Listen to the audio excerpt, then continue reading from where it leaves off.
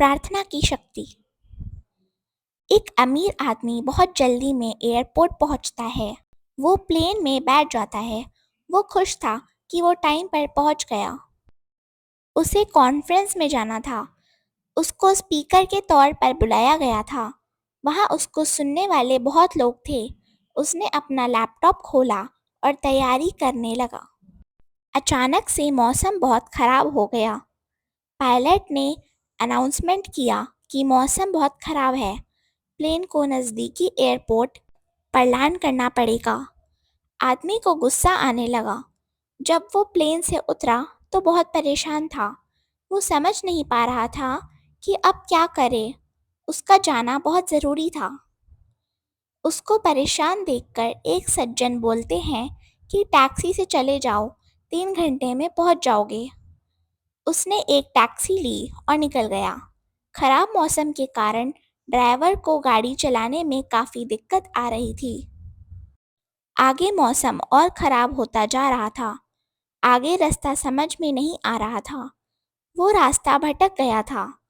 उसने आदमी से कहा, साहब शायद हम लोग रास्ता भटक गए हैं। सामने एक घर दिख रहा है।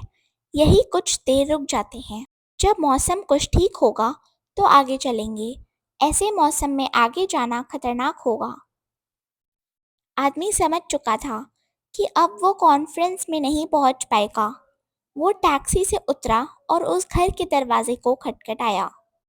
एक बुजुर्ग महिला की अंदर से आवाज़ आई कि जो भी हो अंदर आ जाओ। आदमी अंदर गया तो उसने देखा महिला पूजा पाठ कर रही थी।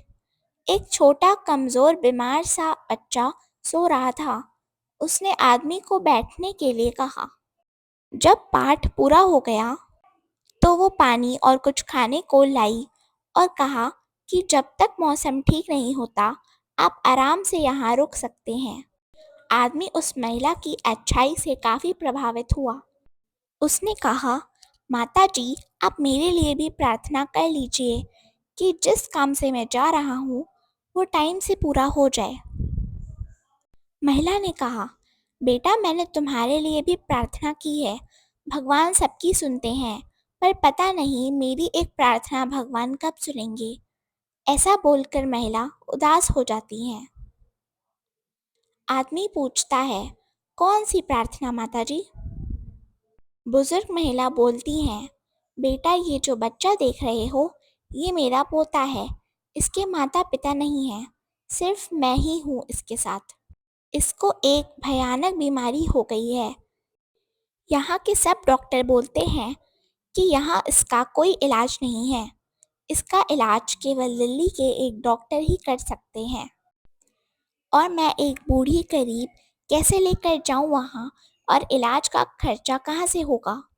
बस यही अपने भगवान से बोलती हूँ कि कोई व्यवस्था कर दें। आदमी उस डॉक्टर का नाम पूछता है। जब महिला ने नाम बताया तो वो आदमी हैरान रह जाता है। उसकी आंखों में आंसू आ जाते हैं। उसको सब समझ में आने लगता है। वो समझ गया कि उसके साथ आज जो हुआ वो सब क्यों हुआ। वो बोलता है, माताजी आपकी प्रार्थना में बहुत शक्ति है। आपकी भगवान ने सुन ली है। मेरा प्लेन जहाँ पहुँचना था वहाँ नहीं पहुँचा। मेरी गाड़ी भी रास्ता भटक के आपके दरवाजे पर आ गई। माँ जी मैं ही वो डॉक्टर हूँ। अपने आप पर और भगवान पर विश्वास बनाए रखेंगे तो ज़िंदगी में कुछ भी असंभव नहीं है।